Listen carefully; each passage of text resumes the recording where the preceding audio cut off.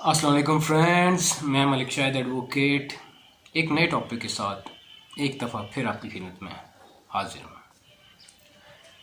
Viewers, आज का हमारा टॉपिक जो है वो बच्चों की कस्टडी के हवाले से है, यानी कि सेपरेशन के बाद बच्चे आया के माँ के पास रहेंगे या बाप के साथ पास रहेंगे।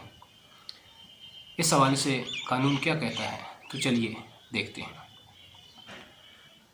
व्यूअर्स, जो जुरिस्डिक्शन होती है इस इशू में जिस कोर्ट की, उसको गार्डियन एंड वार्ड्स की कोर्ट कहते हैं, और जो गवर्निंग लॉ है वो गार्डियन एंड वार्ड्स एक्ट 1890 है, यानी कि इस लॉ के तहत इस इशू को डील किया जाता है।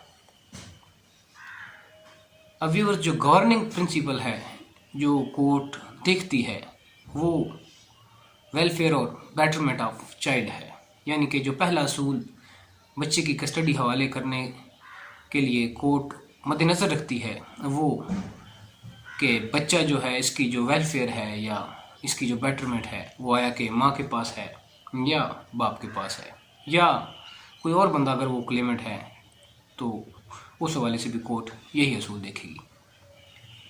जो नेचुरल गार्डियन है वो बच्चे का वालिद होता है, लेकिन माँ के पास कुछ ऐसे राइट्स होते हैं जिसकी बेस पर वो बच्चे की कस्टडी ले सकती है, और जो मेन राइट होता है माँ के पास उसको राइट ऑफ हिजाना या राइट ऑफ हिजानत कहते हैं। अब राइट ऑफ हिजाना या हिजानत क्या है? व्यूअर्स, हिजानत का वर्ड डिराइव हुआ है हिजन से, जिसके मानी नेचुरल लव एंड अफेक्शन है, यानी एक माँ के पास वो नेचुरल लव एंड अफेक्शन होती है जो एक बच्चे की परवरिश के लिए ज़रूरी होता है। इस ग्राउंड के ऊपर जो माँ है वो बच्चे की कस्टडी जो है वो ले सकती है। अब हिजानत की एज क्या है? व्यूअर्स, जो मेल चाइल्ड होता है उसमें 7 साल तक माँ के पास राइट ऑफ हिजानत होता है, और जो फीमेल होती है उसमें जो पुबर्टी की एज होती है उस एज तक जो राइट ऑफ हिजानत है वो भी माँ के पास होता है।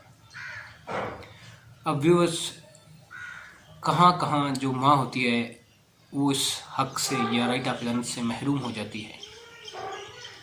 व्यूअर्स, जो पहली कंडीशन है वो ये है कि अगर जो माँ है वो इस राइट को खुद वेव कर देती है, यानी कि अगर वो खुद बच्चों की कस्टडी लेने से इनकार कर देती है तो वो अपने इस हक से महरूम हो सकती है। और अगर माँ जो है वो दूसरी शादी कर लेती है तो भी वो अपने इस राइट ऑफ हिजानत से महरूम हो जाती है। और जो थर्ड कंडीशन है उसमें अगर माँ किसी भी इमोरल या ऐसे ऑफेंस में कन्विक्ट हो जाती है और कोर्ट ये देखती है कि अब बच्चों की कस्टडी अगर माँ के पास रहे तो इनके ऊपर बुरा असर पड़ेगा, तो भी कोर्ट जो है वो माँ का ये जो राइट ऑफ हिजानत है इसको ख़त्म कर देती है। व्यूअर्स, बाज़ औक़ात माँ राइट ऑफ हिजानत के बगैर भी बच्चों की कस्टडी अपने पास रख सकती हैं, लेकिन उसका जो गवर्निंग असूल है वो यही है कि कोर्ट देखती है कि वेलफेयर ऑफ चाइल्ड या बच्चे की बेहतरी जो है वो किसके पास है।